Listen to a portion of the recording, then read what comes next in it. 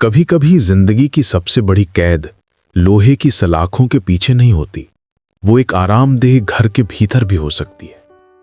और कभी कभी सबसे बड़ी आजादी खुले आसमान में नहीं, बल्कि एक ऐसे मन के भीतर मिल जाती है जिसे दुनिया पागल कहकर भुला चुकी होती है। एक उत्तरमुखी बालकनी, उसके सामने खड़ा एक बकुल का पेड़ और उसकी छाया में वर्षों से बैठा एक मौन आदमी। वो किसी से कुछ नहीं मांगता, न कोई शिकायत करता है, न कोई सवाल पूछता है, फिर भी उसकी खामोशी उस घर के हर दरवाजे से ज्यादा जोर से दस्तक देती रहती है। आज की कहानी प्रेम की नहीं, विश्वासघात की भी नहीं, ये उस अदृश्य पिंजरे की कहानी है जिसमें कभी कभी सफल लोग कैद हो जाते हैं, और उस अजीब सी आजादी की जिसे शायद एक पागल इंसान हम सबसे बेहतर समझता है। प्रस्तुत है शीर्षेंदु मुखोपाध्याय की कालजयी मनोवैज्ञानिक कहानी उत्तर की बालकनी। बालकनी में खड़े होने पर वो आदमी दिखाई देता है। सामने के फुटपाथ पर लगे मौलश्री के पेड़ पर इस बार खूब फूल आए हैं। पेड़ के नीचे की पूरी जमीन फूलों से ढकी हुई है। वहीं घनी धूल में सने फूलों के बीच वो आदमी पेड़ के तने से टिक कर बैठा है। बदन पर एक फटा हुआ कुर्ता है जिसका रंग गहरा नीला है। नीचे खाकी रंग की एक फुल पैंट पहन रखी है जो शर्मनाक जगहों से फटकर खुली हुई है, और सिर पर मैले कपड़े का एक फंदा सा बंधा है। भूरे और लंबे बालों में धीरे धीरे जटाएं पड़ने लगी हैं। गालों पर दाढ़ी काफी बढ़ गई है जिसमें 2-4 सफेद बाल भी झांक रहे हैं। शरीर पर मैल की परत सी जमी है और कोहनी पर एक घाव है जिस पर नीली मक्खियां उड़ उड़ कर बैठती हैं। बस यही वो आदमी है। दोनों पैर फैलाकर बिना किसी भाव के बैठा रहता है और अपनी दोनों आंखों से बिना थके लगातार ताकता रहता है। घाव से उड़कर मक्खियां उसकी आंखों के कोनों पर आकर बैठ जाती हैं। वो आदमी दोनों हाथ उठाकर चिल्लाता है, हट जा, मेल ट्रेन आ रही है। पागल है। सुबह खाना खाने के बाद तुषार मुंह में एक पान दबा लेता है, साथ में खुशबूदार जर्दा खाता है, फिर पीक थूकने के लिए बालकनी में आता है। फुटपाथ के किनारे नगर निगम का कचरा डालने वाला एक ड्रम रखा है। रोज की आदत से निशाना एकदम पक्का हो गया। तुषार थोड़ा झुककर दूसरी मंजिल की बालकनी से बड़ी सावधानी से पीक थूकता है। निशाना कभी नहीं चूकता। पीक ठीक उसी ड्रम में जाकर गिरती है, जरा भी इधर उधर नहीं होती। बहुत दिनों का अभ्यास है। पीक थूककर तुषार मौलश्री के पेड़ के नीचे बैठे उस आदमी को थोड़ी देर देखता है। पागल है, फिर भी अरुण को अब भी पहचाना जा सकता है। क्या सचमुच पहचाना जा सकता है? तुषार थोड़ा सोचता है, लेकिन अरुण का पहले वाला रूप वो किसी भी तरह याद नहीं कर पाता। गोरा रंग, चपटी नाक, बड़ी बड़ी आंखें, बस ऐसी ही कुछ बातें याद आती हैं। लेकिन इन सबको मिलाकर चेहरे का जो जोड़ बनता है, वही जोड़ तो एक इंसान होता है, और उस इंसान का नाम अरुण था। उस अरुण को वो सब कुछ मिलाकर भी किसी तरह याद नहीं कर पाता। फिर भी तुषार को लगता है कि अरुण को अब भी पहचाना जा सकता है, लेकिन असल में शायद ऐसा नहीं है। अरुण को अब शायद पहचाना नहीं जा सकता। फिर भी तुषार को जो अरुण पहचाना हुआ सा लगता है, उसकी वजह यह है कि पिछले 5 साल से अरुण उसी पेड़ के नीचे बैठा है। वहीं बैठे बैठे उसके बालों में जटाएं पड़ी, गालों पर दाढ़ी बढ़ी और शरीर पर मैल जमा हुआ। यही सब बदलाव अरुण में आए। रोज देखते देखते वे बदलाव अब तुषार को जाने पहचाने से लगने लगे। इसलिए इतने सारे बदलावों के बाद भी आज अरुण उसे पहचाना हुआ सा लगता है। पागल ने सिर उठाकर तुषार की तरफ देखा, देखता ही रहा। फूलों के ढेर के बीच वो पागल बैठा है। उसके चारों तरफ खून चूसने वाली नीली मक्खियां मंडरा रही हैं। पागल की आंखों में अब कुछ नहीं बचा है। शुरू में तुषार को उन आंखों में नफरत, गुस्सा और बदले की आग दिखाई देती थी। वो बालकनी से जल्दी से कमरे में आ जाता था और जहां तक हो सके बालकनी का दरवाजा नहीं खोलता था। लेकिन धीरे धीरे तुषार समझ गया कि पागल की आंखों में कुछ भी नहीं है, बस उसके भीतर बिखरे हुए विचारों की एक धारा लगातार बहती रहती है, और उसकी आंखें सिर्फ उसी बहाव को देखती हुई एक बेबस सूनेपन से भर उठती हैं। इसलिए तुषार अब बिना डरे उस पागल की तरफ देख सकता है। कोई डर नहीं है। पागल, शराबी और भूत, अपने बहुत से डरों में से कल्याणी को इन तीनों का सबसे ज्यादा डर लगता था। उसे लगता था कि घर के बाहर जो ये बड़ी सी अनजान दुनिया है, वहां पागल और शराबी भरे पड़े हैं, और चारों तरफ जो न दिखने वाला माहौल है उसमें भूत रहते हैं, जो अंधेरे में अकेले कमरे में दिखाई दे जाते हैं। कल्याणी ने कभी किसी पागल की आंखों में नहीं देखा, अब देखती है। क्या डर नहीं लगता? लगता है, फिर भी आदत के कारण सब कर लेती है। पान खाने के बाद तुषार अपनी आदत के मुताबिक बाथरूम जाकर कुल्ला करके आता है, फिर एक गिलास ठंडा पानी पीता है। पान में कत्था नहीं खाता, इसलिए उसके होंठ लाल नहीं होते। फिर भी आईने के सामने खड़े होकर गीले तौलिए से बड़ी सावधानी से अपने होंठ पोंछता है। पैंट शर्ट पहनता है, उसके बाद ऑफिस के लिए निकल जाता है। जाते समय आदत से मजबूर होकर कहता है, बाहर का दरवाजा बंद कर लो। कल्याणी दरवाजा बंद करती है। बेडरूम के फर्श पर बैठकर पानी का ग्लास और रंगों का बक्सा फैलाए हुए उनकी 5 साल की बेटी कागज पर चित्र बना रही है। सोमा अभी सिर्फ पेड़, लताएं और पत्ते ही बनाती है, और बनाती है जूड़े वाली लड़कियों के चेहरे। अपनी उम्र के हिसाब से सोमा के चित्र बनाने का हाथ काफी अच्छा है। उसके बनाए हुए पेड़ पौधे और चेहरे सब लगभग एक जैसे ही होते हैं। फिर भी वो लड़की एकदम मग्न होकर चित्र बनाती है पूरा दिन। आज भी सोमा नीम के लंबे पत्तों जैसा पत्तों वाला एक पेड़ बना रही है। कल्याणी थोड़ी देर खड़ी होकर उसे देखती रही, फिर बोली, नहाने नहीं जाओगी? जा रही हूं मां, बस थोड़ा सा और। लड़की का वही एक जवाब, तुम्हारा बहुत नियम टूट रहा है, ये सब बेकार की चीजें बनाकर क्या मिलेगा? बस हो ही गया मां। मगन होकर सोमा जवाब देती है, अगले साल जब स्कूल में भर्ती हो जाओगी तब देखना, समय पर नहाना, खाना, समय पर सब कुछ, तब ये सब नहीं चलेगा। कहते कहते कल्याणी आलस भरे कदमों से तुषार की नहाने वाली गीली धोती हाथ में लिए बालकनी में आ जाती है। जब तुषार घर में रहता है तब कल्याणी कभी बालकनी में नहीं आती। पूरी सुबह खाना बनाने की उलझन में बीत जाती है। तुषार को खाना खिलाकर ऑफिस भेजने के बाद ही उसे फुर्सत मिलती है। नहाने से पहले बंधे बाल खोलते हुए वो आलस भरे कदमों से आकर बालकनी में खड़ी होती है। देखती है, धूल से सनी फूलों के ढेर के बीच वो पागल बैठा है, अरुण बैठा है। बालकनी उत्तर की तरफ है, गर्मियों की धूप है। कल्याणी के बदन पर धूप लगी और वो धूप शायद कल्याणी के बदन की चमक लेकर पूरी दुनिया में फैल गई। पागल ने मौलशरी के पेड़ की घनी छांव से सिर उठाकर देखा। अब कल्याणी पागल की आंखों में आंखें डाल सकती है। क्या डर नहीं लगता? लगता है, फिर भी आदत पड़ गई है। 5 साल से वो पागल उसी मौलशरी के पेड़ के नीचे बैठा है। 5 साल से वो उत्तर की इस बालकनी को ताक रहा है। डरने से कैसे काम चलेगा? कल्याणी गर्मियों की धूप में बालकनी की रेलिंग पर तुषार की गीली धोती पसार देती है, फिर वहीं खड़ी खड़ी अपने बाल खोलती है, आलस भरी उंगलियों से बालों की उलझन सुलझाती है। पागल ताक रहा है।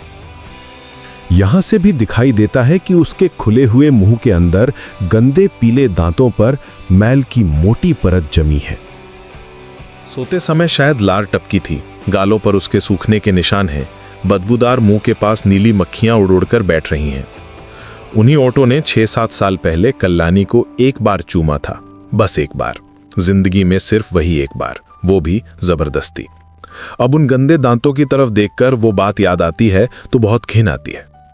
दोपहर थोड़ी ढलने पर काम करने वाली मंगला आकर कुंडी खटखटाती है। उस समय कल्याणी दोपहर की नींद ले रही होती है। नींद भरी आंखों से उठकर दरवाजा खोल देती है। मंगला जब रसोई घर के जूठे बर्तन साफ करने लगती है तब कल्याणी रोज की तरह नींद भरे गले से कहती है, भात दे आना। यही नियम है। शुरू में जब वो पागल उस पेड़ के नीचे आया था तब ये नियम नहीं था। पागल चीखता था, हवा और आसमान को गालियां देता था, चीख कर हाथ उठाते हुए कहता था, टेलीग्राम टेलीग्राम। तब कमरे के अंदर तुषार और कल्याणी डरे सहमे रहते थे। कहीं पागल कमरे में ना जाए, कहीं हमला न कर दे। उन्हें लगता था कि उन्होंने पाप किया है और वे इस एहसास से दुखी रहते थे। बिना बात ही सोचते थे कि वे अरुण के साथ बहुत नाइंसाफी कर रहे हैं, लेकिन असल में ऐसा नहीं था। कल्याणी ने कभी अरुण से प्यार नहीं किया था, वो तुषार से प्यार करती थी। इसलिए अरुण के साथ तुषार का कोई मुकाबला ही नहीं था। तुषार की तो एक आसान सी जीत हुई थी। अरुण को दुनिया लुट जाने का दुख मिला था और उसका कमजोर दिमाग उस दुख को सह नहीं पाया। इसीलिए लालच, शिकायत और गुस्से से भरा वो आकर बैठ गया। तुषार और कल्याणी के घर की दहलीज पर पहरा देने लगा और चीखने लगा। घर के अंदर तुषार और कल्याणी डर से सिकुड़े रहते थे, दरवाजे खिड़कियां नहीं खोलते थे। कल्याणी कहती थी, चलो कहीं और चले जाते हैं। जाकर क्या फायदा, वो ढूंढता हुआ वहां भी पहुंच जाएगा। धीरे धीरे आदत पड़ने लगी थी। अरुण पेड़ के नीचे तक आया। तुषार और कल्याणी के घर की दहलीज पर बैठा रहा, लेकिन उससे आगे नहीं बढ़ा। चीखता था, लेकिन कभी कल्याणी का नाम नहीं लेता था और तुषार का भी नहीं। इसीलिए लोग समझ नहीं पाए कि पागल ने आखिर यहीं पर अपना अड्डा क्यों जमाया है। डर निकल जाने के बाद इंसान के अंदर ममता पैदा होती है। एक दिन तुषार ने कहा, उसे कुछ खाने को दे दिया करो, दिन भर बैठा रहता है। क्यों? दे दिया करो, वो तो कोई नुकसान नहीं कर रहा है, बल्कि उसका बहुत नुकसान हुआ है। हम एक थाली भात का नुकसान क्यों ना उठा लें? उसी दिन से ये नियम बन गया। कल्याणी दोनों वक्त का भात निकाल कर रख देती है। काम करने वाली मंगला दोपहर ढलने पर आती है। वो एल्यूमिनियम की थाली में भात और एल्यूमिनियम के ग्लास में पानी दे आती है। पागल भूख को समझता है, इसलिए बहुत तेजी से खाता है और पानी पीता है। हालांकि खाते खाते कुछ भात बिखेर भी देता है, जिस पर कौवे उड़ उड़ कर आते हैं, कांव कांव करते हैं और नीली मक्खियों की भीड़ जमा हो जाती है। खाना खत्म होने के बाद पागल जूठे हाथ बड़े आराम से अपने कुर्ते से पहुंच लेता है, फिर पेड़ के तने से सिर टिकाकर सो जाता है। सोता है नहीं, पूरी तरह से सोता नहीं है। उसे एक तरह की ऊंघ आने लगती है और उस ऊंघ के दौरान उसके दिमाग में बिखरे हुए ख्यालों का रिला किसी नदी की तरह कल कल करता हुआ बहता रहता है। आंखें बंद करके वो उसी अजीब सी बहती हुई नदी को देखता रहता है। मंगला शुरू में ऐतराज करती थी, मैं भिखारी के जूठे बर्तन नहीं मांज पाऊंगी मां जी। इसीलिए उसे उसकी तनख्वाह के ऊपर 3 रुपए अलग से देने पड़ते हैं। मंगला भात ले जाकर पागल के सामने रख देती है, फिर थोड़ी दूर खड़ी होकर ऊंची आवाज में गालियां देती है, भूखे पागल, रोज भात के लालच में यहां पड़ा रहता है। तेरी किस्मत भी खूब है जो ऐसे घर के सामने आ बैठा जहां के लोगों को तुझ पर इतनी दया आ गई। दोपहर की नींद के समय कल्याणी को रोज ही मंगला की गालियां सुनाई देती हैं। शुरू शुरू में कल्याणी बहुत ध्यान से उसके लिए अलग भात निकालती थी। धीरे धीरे वो ध्यान कम होता गया। अब तुषार की थाली का बचा हुआ भात, सोमा की फेंकी हुई मछली का टुकड़ा और अपना बचा खुचा खाना सब कुछ उसी एल्यूमिनियम की थाली में डाल देती है। पागल वो सब खा लेता है। पिछले साल तुषार का प्रमोशन हुआ है, वो जूनियर से अब सीनियर एग्जीक्यूटिव बन गया है। उसने अपनी ही कंपनी के 10 शेयर भी खरीद लिए हैं। इसके कारण अब उसे दिन भर सांस लेने की भी फुर्सत नहीं मिलती। शाम की धूप खिड़की के शीशे से छनकर कमरे में आती है। उस वातानुकूलित कमरे में सिगरेट का धुआं भर जाता है। कमरा किसी कोहरे की तरह धुंधला सा दिखने लगता है। तब तुषार के सिर में बहुत दर्द होता है। गर्दन की एक नस धक धक करने लगती है। शरीर थक कर चूर हो जाता है। बहुत ज्यादा सिगरेट पीने से मुंह का स्वाद कड़वा और बेस्वाद हो जाता है। कुर्सी से उठते समय अक्सर उसे महसूस होता है कि दोनों पैरों में ऐंठन हो रही है। आंखों के आगे कुछ जाला सा छाया रहता है। ऑफिस की छुट्टी हुए बहुत देर हो चुकी है। सिर्फ वो बेचारा छरहरा स्टेनोग्राफर जो मजबूरी में फंस गया है, जल्दी जल्दी अपने कागजात समेट रहा है। सफाई वाला कमरे में झाड़ू लगा रहा है। चाबियों का गुच्छा हाथ में लिए दरबान एक एक करके सारे कमरों में ताले लगा रहा है। खाली और लंबी गैलरी से होकर तुषार चलता रहता है। हल्की रोशनी में भी वो खूबसूरत गैलरी उसे कलकत्ते के किसी जमीन के नीचे वाले नाले जैसी लगती है। बाहर अच्छी हवा चल रही है। फुटपाथ पर खड़े होकर वो पहली बार अपने फेफड़ों में भरकर हवा खींचता है। कभी कभी यहीं खड़े खड़े उसे टैक्सी मिल जाती है और कभी थोड़ा पैदल भी चलना पड़ता है। आज तुषार को टैक्सी नहीं मिली। बहुत देर तक इंतजार करने के बाद वो पैदल ही चलने लगा। एक बहुत बड़ी इमारत का ढांचा खड़ा हो रहा है। 10 या 12 मंजिल ऊंचा लोहे का पिंजड़ा। ईंट, लकड़ी, बालू और कंकड़ पत्थर के ढेर बिखरे पड़े हैं।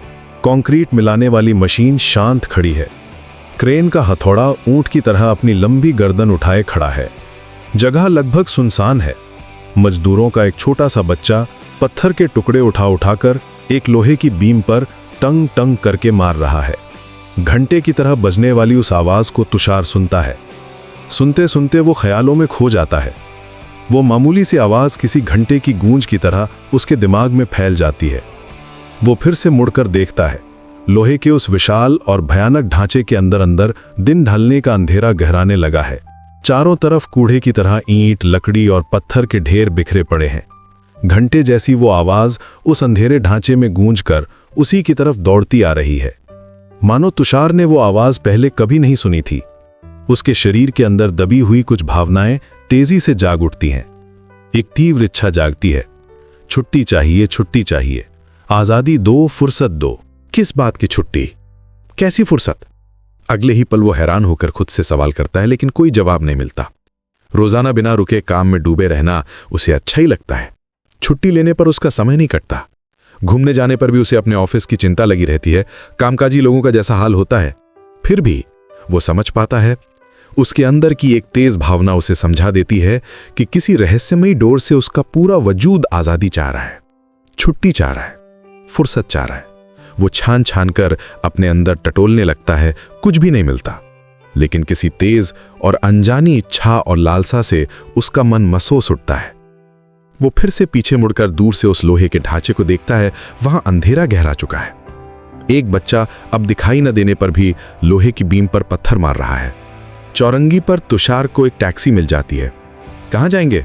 तुषार ठीक से समझ नहीं पाता कि वो कहां जाना चाहता है। थोड़ा सोचता है, फिर झिझकते हुए कहता है, आप सीधे चलिए।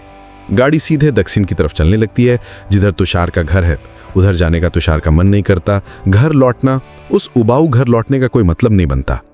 वो झुककर टैक्सी वाले से कहता है, सामने बाईं तरफ वाली सड़क पर लीजिए। एल्गन रोड पकड़कर टैक्सी मुड़ जाती है।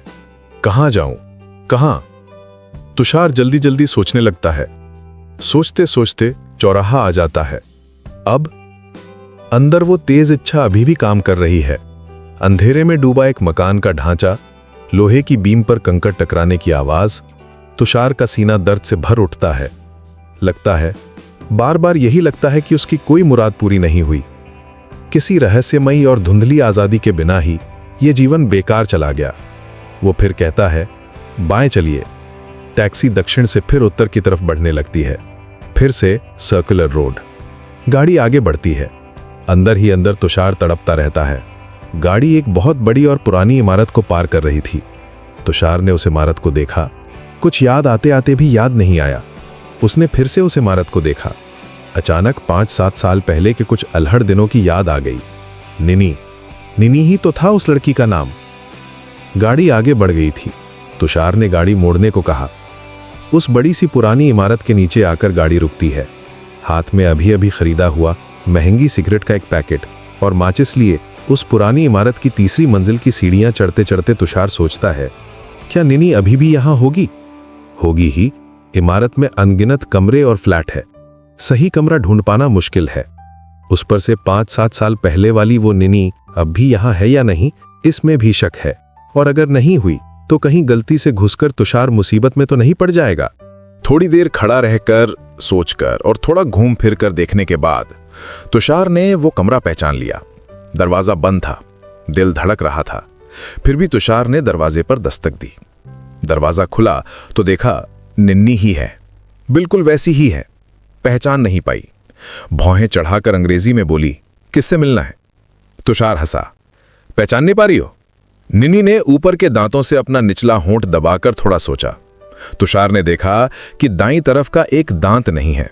वो दांत नकली लगा हुआ है और उसका रंग बाकी दांतों से मेल नहीं खा रहा। 5 सालों में कम से कम इतना तो निन्नी बदल ही गई है। मैं तुषार हूं। निन्नी का चेहरा अचानक खिल उठा। इस बार वो हिंदी में बोली, क्या तुम अब भी वैसे ही शैतान हो? बूढ़े नहीं हुए? पहले यह बताओ कि तुम वही निन्नी हो या नहीं? तुम्हारा पति और बच्चा तो नहीं हो गया? अगर हो गया है तो मुझे दहलीज से ही विदा कर दो। निन्नी ने होंठ भिचकाकर कहा, मेरा वो सब कुछ नहीं है, अंदर आओ। कमरे में वही रंगीन कागज से मढ़ी हुई दीवारें हैं, किराए की अलमारी और औरतों वाला साज सामान। अब पूरे कमरे में सेंट पाउडर और फूलों की महक भरी है। बिस्तर के सिरहाने ग्रामोफोन रखा है और मेज पर रेडियो और गिटार है। निन्नी ने कुछ पल ताकते हुए कहा, तुम जरा भी नहीं बदले। तुम भी नहीं। लेकिन तुषार के अंदर की वो तेज इच्छा अब भी किसी बेचैन अंधे की तरह बाहर निकलने का रास्ता ढूंढ रही है। क्या वो यहां शांत हो पाएगी? हो पाएगी ना? उत्तेजना और बेचैनी से वो कांपने लगा। अलमारी का पल्ला खोलकर बड़ी सावधानी से एक छिपी हुई जगह से निन्नी ने शराब की एक महंगी बोतल निकाली। फिर हंसकर बोली, ये शराब सिर्फ मेरे खास मेहमानों के लिए है। ये सब तुषार की जानी मानी बात है। वही रहस्यमयी होने का नाटक करके महंगी बोतल निकालना, बस यही तो निन्नी की रोजी रोटी है। तुषार को याद है, निनी बार बार उसे ये कहकर आगाह कर देती थी कि याद रखना, ये शरीफों की जगह है और मैं कोई वैश्या नहीं हूं। शराब पीकर धुत मत होना और यहां कोई हंगामा मत करना। तुषार हंसा। उसने बार बार निनी के पास आकर शराब पीकर हंगामा किया है। तुषार आज शराब के नशे में डूब जाने के लिए पूरी शिद्दत से तैयार था। थोड़ी ही देर में उसे नशा चढ़ गया। तब निनी गिटार पर कोई गहरी नशे वाली धुन बजा रही थी। तुषार घात लगाए इंतजार कर रहा था। धुन बजाते समय निनी को छूना मना था, धुन रुकने के बाद ही। अंदर की वो तेज इच्छा गिटार की आवाज से और भी तेज हो उठी थी। आजादी, सामने ही वो आजादी है। आंखों के सामने फिर से उस खड़े हुए विशाल लोहे के ढांचे में गहराता हुआ अंधेरा और लोहे की बीम पर कंकड़ टकराने की आवाज। धुन रुकते ही तुषार ने बाघ की तरह छलांग लगा दी। गहरा आलिंगन, इच्छा और आनंद से भरा आवरण हटना। उसी के बीच अचानक दर्द से निनी चीख उठी। रुको रुको, मुझे बहुत दर्द हो रहा है। तुषार रुक गया। क्या कह रही हो? निनी पसीने से लथपथ और दर्द से नीले पड़े चेहरे को उठाकर बोली, यहां बहुत दर्द है। पेट की दाईं तरफ इशारा करके बोली, पिछले साल मेरा एक ऑपरेशन हुआ था, अपेंडिसाइटिस का। तुषार के कांपते हुए हाथ नीचे गिर गए। 5 सालों में बहुत कुछ बर्बाद हो चुका है। क्या सब कुछ फिर से वापस पाया जा सकता है? समय बीतता गया पर तुषार नहीं लौटा। शाम को कल्याणी ने बाल संवारे हैं, सजी संवरी है। चाय के लिए पानी चढ़ाया था, वो उबल उबल कर सूखने लगा है। गैस का चूल्हा बुझाकर कल्याणी बालकनी में आकर खड़ी हो गई। उत्तर की बालकनी। सामने के फुटपाथ पर वही मौलश्री का पेड़। पेड़ के नीचे धूल से सने फूलों के ढेर के बीच वो पागल बैठा है। थोड़ी दूर बैठकर सड़क का एक कुत्ता उस पागल को देख रहा है। इस नजारे को दर्द भरा कहा भी जा सकता है और नहीं भी। अरुण के बारे में अब और सोचने के लिए कुछ नहीं बचा है। अब वो सड़क का एक पागल है, एकदम आजाद इंसान। अब बालकनी में अंधेरा है, पीछे कमरे में रोशनी जल रही है, इसलिए सड़क से कल्याणी किसी परछाई जैसी दिखाई देती है। पागल ने सिर उठाकर परछाई बनी कल्याणी को देखा। टप टप मौलश्री के फूल झड़ रहे हैं, बिना रुके। पागल ने हाथ बढ़ाकर एक फूल उठा लिया। अपने लंबे गंदे नाखूनों से वो फूल को नोच नोच कर तोड़ने लगा। उस पुरानी इमारत की सीढ़ियां उतरकर सड़क पर आए हुए तुषार को बहुत देर हो चुकी है। फिर भी उस सुनसान शेक्सपियर सरणी और चलते फिरते लोगों के बीच चौरंगी रोड पकड़कर वो बहुत देर तक पैदल चलता रहा। अब भी बीच बीच में उसे ऊंची इमारत के लोहे के ढांचे के अंदर गहराता हुआ अंधेरा याद आ रहा है। बीच बीच में उसे सुनाई दे रहा है कि पीछे से जैसे कोई लोहे की बीम पर कंकड़ मार रहा है। उसका मन कह रहा है, यहाँ नहीं, चलो समंदर किनारे चलते हैं, या फिर चलो पहाड़ों पर चलते हैं। छुट्टी ले लो, आज़ादी ले लो, समय ऐसे ही बेकार बीता जा रहा है। न जाने आज़ादी की ये कैसी भूथा इच्छा है। क्या वो नौकरी करते करते थक गया है? क्या उसे गृहस्थी की युवाऊ जिंदगी अब और पसंद नहीं आ रही? क्या कल्याणी का सारा आकर्षण खत्म हो गया? वो काफी रात गए घर लौटा। सोमा सो चुकी है। कल्याणी ने दरवाजा खोला और उसके चेहरे की तरफ ताकती रही। शराब पी है। और कहां गए थे? कहां जाऊंगा? कल्याणी बिस्तर पर औंधे मुंह लेटकर रोने लगी। तुषार को बहुत झुंझलाहट हुई। रो क्यों रही हो? शराब कोई मैं पहली बार तो नहीं पी रहा। हम लोगों पर काम का जितना दबाव रहता है उसमें बिना पिए काम नहीं चलता। रोते रोते ही अचानक कल्याणी ने तेजी से अपना चेहरा उठाया। सिर्फ शराब? किसी औरत के पास नहीं गए थे? तुम्हारे होंठों पर, गालों पर और शर्ट पर लिपस्टिक के निशान है। तुम्हारे बदन से सेंट की महक आ रही है जो तुम कभी नहीं लगाते। तुषार इंतजार करने लगा। अभी इंतजार करने के सिवा और कुछ किया भी नहीं जा सकता। रात और भी गहरा गई। तुषार को काफी मेहनत करनी पड़ी, तब जाकर कल्याणी का गुस्सा शांत हुआ। उठकर उसने भात परोसा। बाहर मौलश्री के पेड़ के नीचे उस पागल ने अपने नाखूनों से नोच नोच कर ढेर सारे फूलों का एक अंबार लगा दिया है। वो उग्र आंखों से बालकनी की तरफ ताक रहा है। कमरे का दरवाजा बंद है। उसे भूख लगी है। बीच बीच में वो चिल्लाकर कह रहा है, अंधेरा, बहुत अंधेरा है, कोई है? तुषार को वो पुकार सुनाई दी। खाते खाते उसने पूछा, उस पागल को रात का खाना नहीं दिया क्या? कैसे देती? मंगला रोज रात को खाना देने आती, आज नहीं आई। उसके बेटे की तबीयत खराब है, मुझे दो, मैं दे आता हूं। तुम दोगे? कल्याणी हैरान हुई। क्यों, क्या हुआ? सिर्फ दया नहीं तो नहीं है, बाबू के खा लेने के बाद जूठे बर्तन भी तो उठाने होंगे। पागल के जूठे बर्तन तुम छुओगे? तुषार हंसा। तुम्हारे लिए उसने बहुत कुछ दिया है, उसके लिए हम भी कुछ दे दें? थाली में नहीं बल्कि एक अखबार के टुकड़े पर कल्याणी ने भात निकाल दिया। तुषार अखबार की वो पोटली लेकर मौलश्री के पेड़ के नीचे आया। पागल ने तुषार की तरफ देखा तक नहीं, हाथ बढ़ाकर पोटली ले ली, खोलकर बहुत तेजी से खाने लगा। थोड़ी दूर खड़े होकर सिगरेट पीते हुए तुषार वो नजारा देखने लगा। खाने के सिवा तुम और कुछ नहीं समझते अरुण? पागल ने सिर नहीं उठाया। उसे भूख लगी थी, वो खाता रहा। वहां उस बालकनी में कभी कभी कल्याणी आकर खड़ी होती है, उसे देखते नहीं हो? उसके बाएं गाल पर वो सुंदर काला तिल अब भी किसी मक्खी की तरह बैठा रहता है, देखते नहीं हो? अब भी पहले की तरह भारी हैं उसकी पलकें, लंबी सुराहीदार गर्दन, अब भी वैसा ही गोरा चमकीला रंग है, देखते नहीं हो अरुण? पागल पर कोई असर नहीं होता, उसे भूख लगी है, वो खा रहा है। आसमान में घने बादल घिर आए हैं। तुषार ने सिर उठाकर देखा, मटमैला आसमान, हवा एकदम थमी हुई है, आंधी उठेगी। इस आंधी पानी की रात में भी पागल बाहर ही रहेगा, शायद किसी ओसारे या छज्जे के नीचे जाकर खड़ा हो जाएगा, आंधी के थपेड़े सहेगा और बिना रुके अपने अंदर के बिखरे हुए ख्यालों की एक बहती नदी को देखता रहेगा। तुम्हें कोई नियम ना मानना पड़े तो भी चल जाता, फिर भी ये किस नियम में बंध गए हो अरुण? तुम्हें कोई आजादी नहीं है। दाल और सब्जी से सना वो कागज फट गया है, फुटपाथ की धूल में भात गिर पड़ा है। पागल अपने गंदे हाथों और नाखूनों से खुरच खुरच कर खा रहा है। सड़क का एक कुत्ता थोड़ी दूर बैठा है और दो खड़े हैं। तुषार ने अपनी आंखें फेर ली। कमरे में अंधेरा होते ही फिर से उस लोहे की बीम पर कंकड़ पत्थरों के टकराने की टुंग टुंग आवाज गूंजने लगी, लगातार, बिना रुके। सीने को खरोंचती हुई आजादी की तीव्र लालसा। किस बात की आजादी? कैसी आजादी? कौन जाने, लेकिन उसकी इच्छा गर्म पारे की तरह उछल पड़ती है। बेचैन होकर वो फिर से बत्ती जला देता है। कल्याणी पूछती है, क्या हुआ? वो तेजित आवाज में तुषार बुलाता है, आओ तो, इधर आओ तो कल्याणी।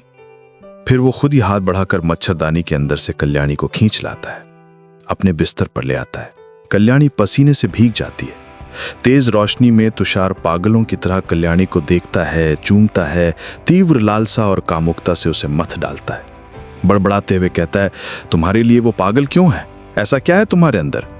वो कौन सी बेशकीमती चीजें मुझे नहीं दे सकती क्या? सब बेकार। आखिरकार एक गहरी थकान छा जाती है। बस इतना ही और कुछ नहीं। वे दोनों सो जाते हैं। बाहर आंधी का पहला झोंका बह निकलता है। बारिश की पहली बूंद किसी कीड़े की तरह उड़कर पागल के होंठों पर आ बैठती है। बैठे बैठे पागल ऊँग रहा है। उसके लाल भूरे बालों से हवा खेल रही है। बिजली की चमक उसके चेहरे को रोशन कर देती है। उसके सिर पर मौलश्री का पेड़ बिना रुके फूल बरसाता रहता है। बहुत ऊंचाई से क्रेन का भारी हथौड़ा धम से नीचे आ गिरता है। तुषार चौंक कर उठ बैठता है। उसके सीने के अंदर धक धक होने लगती है। सीना इतनी जोर से कांपने लगता है कि दोनों हाथों से उसे दबाकर वो दर्द से एक कराहट भरी आवाज निकालता है। वो कैसी आवाज थी? अंधेरे में ऊंट की लंबी गर्दन की तरह शांत खड़ी क्रेन और हथौड़े वाली वो मशीन उसने कहां देखी थी? कब? बाहर आंधी का भयानक शोर घर घर का दरवाजा खटखटाता फिर रहा है। अकेले ही खुशी से पागल होकर चीख रही है आंधी। उस शोर में आधी रात को नींद से जागा हुआ तुषार किसी भटके हुए इंसान की तरह ताकता रहता है। दिल धड़क रहा है।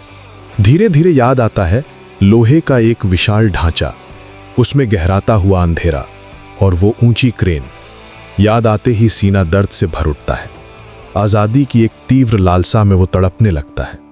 उसका मन कहता है, चलो समंदर किनारे चलते हैं, चलो पहाड़ों पर चलते हैं, चलो दूर तक फैल जाते हैं।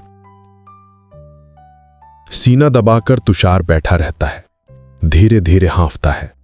बाहर तेज बिजली कड़कती है और बादल जमीन को छूने लगते हैं।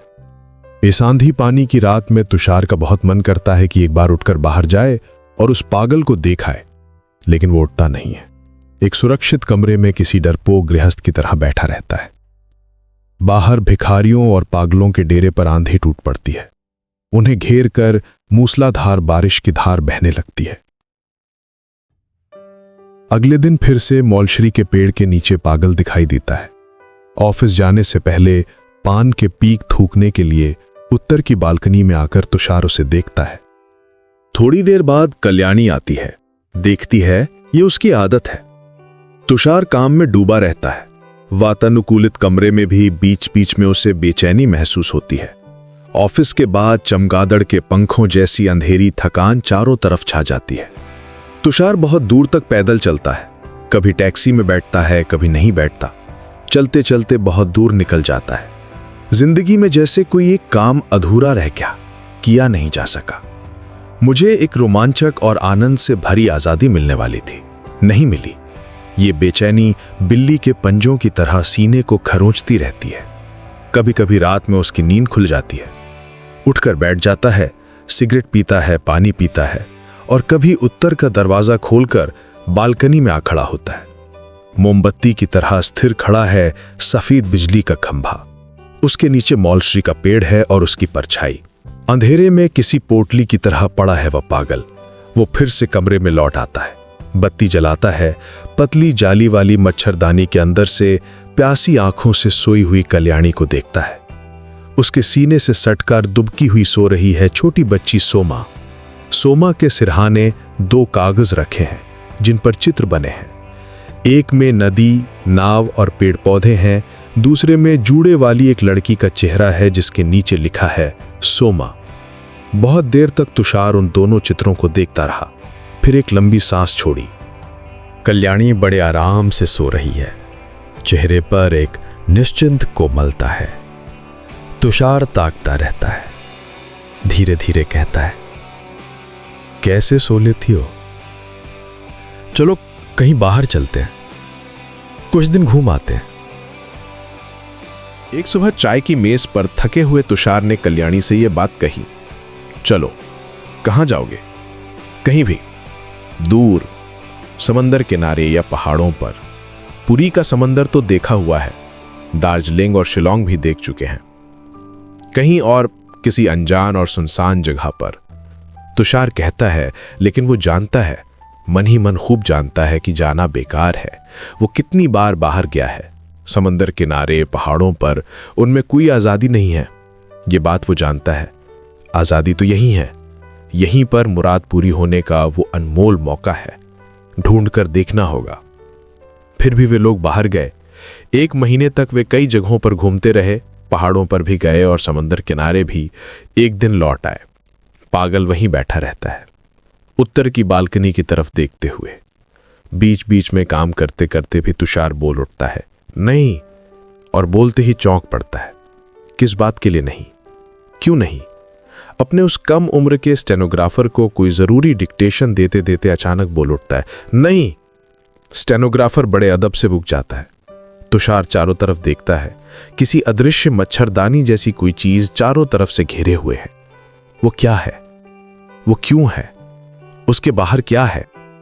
सुनसान शेक्सपियर सरणी पर पैदल चलता है तुषार। सुनसान मैदान में चलता है और कभी भीड़ के बीच चलता है। चलते चलते बहुत दूर निकल जाता है, लेकिन उस जादुई मच्छरदानी के बाहर किसी भी तरह नहीं जा पाता। टैक्सी में बैठकर कहता है, तेज चलाओ भाई, और तेज, और तेज। टैक्सी हवा से बातें करने लगती है। फिर भी चारों तरफ वही जादुई और महीन जाल रहता है। निराश होकर सोचता है, बाहर जाने का कोई तो रास्ता होगा, ढूंढ कर देखना होगा। आंखें बंद करके सोचता है। ऊंट की तरह एक क्रेन का हथौड़ा आसमान में सिर उठाए खड़ा है। पीछे लोहे का विशाल ढांचा है, वहीं पर एक छोटा सा बच्चा लोहे की बीम पर कंकड़ मारकर आवाज निकाल रहा है। किसी किसी दिन रात को तुषार खुद भात देने नीचे आता है। भात रखकर थोड़ी दूर खड़ा होता है, सिगरेट पीता है। अरुण, क्या तुम्हारा मन नहीं करता कि मेरे कमरे में जाओ? पागल खाता रहता है, जवाब नहीं देता। क्या तुम्हारा मन नहीं करता कि कल्याणी को एक बार पास से देखो? पागल खाता रहता है, बात नहीं करता। क्या जानना नहीं चाहते कि वो कैसी है?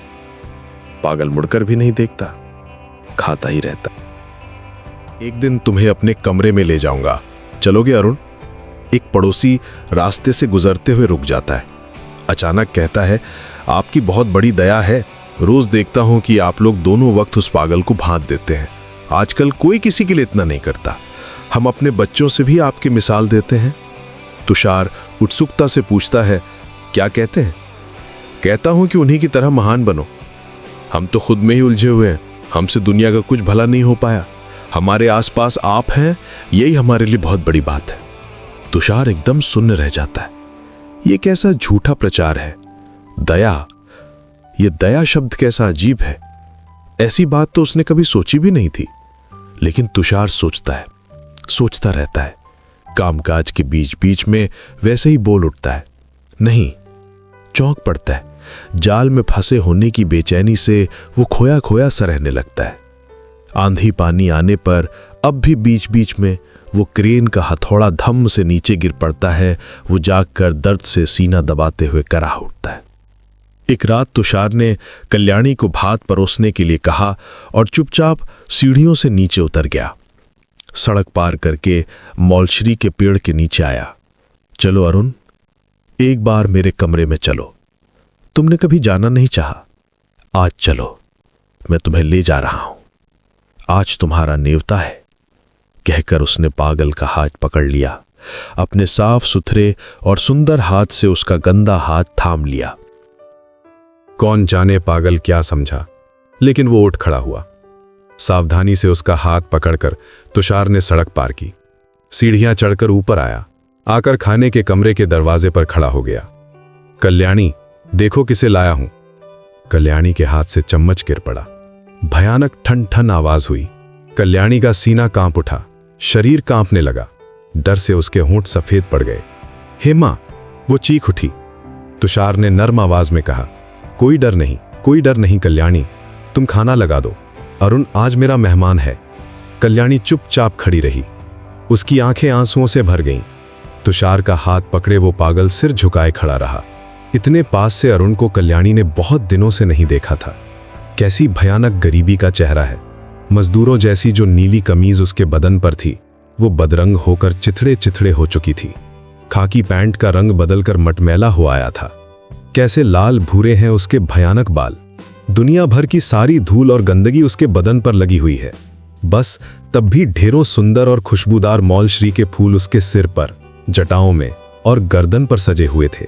कांपते हाथों से कल्याणी ने खाना परोस दिया। उसकी आंखों से लगातार आंसू बह रहे हैं। पागल ने उसकी तरफ देखा तक नहीं। नजरें नीची रखे हुए वो खाने लगा। बीच बीच में बुदबुदाते हुए तुषार कह रहा था, खाओ अरुण खाओ। खाना खत्म होने पर तुषार ने फिर से उसका हाथ पकड़कर उसे उठाया, कमरे में ले आया। ये देखो मेरा घर बार। वो जो मच्छरदानी के नीचे सो रही है, वो मेरी बेटी सोमा है। ये देखो उसके हाथ के बनाए चित्र। ये देखो अलमारी, फ्रिज, वो ड्रेसिंग टेबल। ये देखो और भी न जाने क्या क्या। घूम घूम कर तुषार अरुण को सब कुछ दिखाता है। बीच बीच में सवाल करता है, यहां इस सुंदर कमरे में रहने का मन नहीं करता अरुण? इन सब चीजों का मालिक बनने का मन नहीं करता? तुम अब नहीं चाहते कल्याणी जैसी सुंदर पत्नी और सोमा जैसी बेटी? अरुण के हाथ को जोर से झकझोरता है तुषार। बोलो अरुण, मन नहीं करता? अंधेरा, बहुत अंधेरा। पागल कहता है, कहां कहां अंधेरा है? यहां पर? कहकर पागल चारों तरफ देखता है। और कहां? चारों तरफ। नहीं रहोगे अरुण? रहो रहो, रहकर देखो। पागल कुछ नहीं कहता। निराश होकर तुषार उसका हाथ छोड़ देता है। पागल धीरे धीरे मुख्य दरवाजा पार करता है, सीढ़ियां उतरता है, सड़क पार करके मौलश्री के पेड़ के नीचे चला जाता है। पैर फैलाकर बैठता है, तने से टेक लगाता है। कल कल करती हुई बहने लगती है उसकी दूसरी ही दुनिया में खोई हुई ख्यालों की नदी। आंखें बंद करके एक असीम आनंद के साथ वो उस नदी के बहाव को देखता रहता है। उत्तर की बालकनी में आकर तुषार खड़ा होता है। ताक कर देखता है मौलश्री के पेड़ की छांव में पागल फिर से निश्चिंत होकर बैठ गया है। तप तप मौलश्री के फूल उसके सिर पर झड़ रहे हैं। उत्तर की बालकनी से तुषार दृश्य को देखता है। उसकी दोनों आंखों में आंसू भर आते हैं। क्या तुम्हें कुछ नहीं चाहिए अरुण? मौलश्री के पेड़ के नीचे तुम्हारा दिल ठहर गया है। हाय पागल, अब प्यार नहीं, अब सिर्फ भात के लिए तुम्हारा वहां बैठे रहना। अब कल्याणी को कोई शक नहीं है। उसने पास से अरुण को देखा था। वो थर थर कांपी थी, दुख, डर और व्याकुलता से। लेकिन अरुण के चेहरे पर उसने विस्मृति देखी है। अरुण को अब वो याद नहीं रही। इस बार बहुत कड़ाके की ठंड पड़ी है। मौलश्री के पेड़ से सूखी पत्तियां झड़कर पागल के बदन पर गिर रही हैं। फटे हुए कुर्ते के भीतर से बर्फीली उत्तरी हवा शरीर को चीर रही है। बहुत दया आती है। कल्याणी मंगला के हाथ एक पुराना कंबल भिजवा देती है। पागल उस कंबल को ओढ़कर बेफिक्र बैठा रहता है। कभी कभी कल्याणी का भी सीना दर्द से भर उठता है। प्यार की बातें याद आती हैं। क्या तुषार अभी भी उससे प्यार करता है? कौन जाने।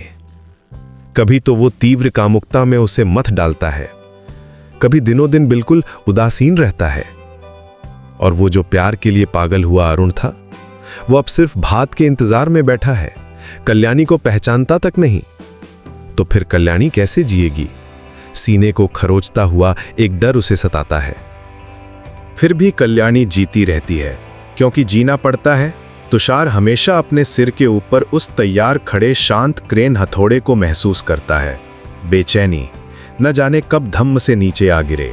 बिना किसी कारण के दिल कांपता है। दर्द से तुषार कराह उठता है। ठीक सुबह 9 बजे पीक थूकने आकर उत्तरी बालकनी से वो मौलश्री के पेड़ की जड़ में पागल को देखता है। दोनों एक दूसरे की तरफ ताकते रहते हैं। कंपनी ने इस बार 19 लाख रुपए का मुनाफा कमाया है। थकान बढ़ती है। दिन के अंत में उसके पूरे शरीर पर चमगादड़ के पंखों जैसा अंधेरा छा जाता है। उसकी डालियों को एक तीव्र इच्छा बार बार हिलाती है, हिलाती रहती है। काल्पनिक छुट्टी, झूठी फुर्सत और असंभव सी आज़ादी के लिए वो बेवजह व्याकुल होता है। दुनिया घूम रही है, समय बह रहा है, उम्र बढ़ रही है। तुषार बेचैन हो उठता है। वो उसी बेचैनी के साथ जीता है, बिल्कुल जैसे एक नदी के किनारे बैठा है वो पागल। कितनी सुंदर धुंधली सी वो नदी है। चारों तरफ आधा उजाला आधा अंधेरा है। अनंत संध्या है। नदी अनवरत बहती जाती है। यादों से भरी वो धारा निरंतर बहती रहती है। पागल उसे प्रत्यक्ष देखता है। थकान नहीं आती। मौलश्री के पेड़ से पत्तियां झड़ती हैं, कभी फूल गिरते हैं, बारिश आती है, आंधी बह जाती है, फिर धूप निकल आती है। फिर भी उस धुंधलके में नदी बहती रहती है। पागल बैठा रहता है। कहानी यहीं समाप्त होती है, लेकिन शायद इसका प्रश्न यहीं से शुरू होता है। आखिर सचमुच आजाद कौन था? वह आदमी जिसके पास घर, परिवार, प्रतिष्ठा, सफलता और भविष्य था, या वह जिसने सब कुछ खो दिया लेकिन स्मृतियों की अपनी अनंत नदी में डूबकर दुनिया की हर दौड़ से हमेशा के लिए मुक्त हो गया? शायद जीवन हमें यही सिखाता है कि इंसान केवल दीवारों से नहीं बंधता। वह अपनी इच्छाओं, अधूरी लालसाओं, महत्वाकांक्षाओं और स्मृतियों का भी बंदी बन जाता है। और जब तक भीतर का वह अदृश्य पिंजरा नहीं टूटता, तब तक सबसे सुरक्षित घर भी कैदखाना बन सकता है। यदि इस कहानी ने आपको सोचने पर मजबूर किया हो, तो यही इसकी सबसे बड़ी सफलता है। धन्यवाद।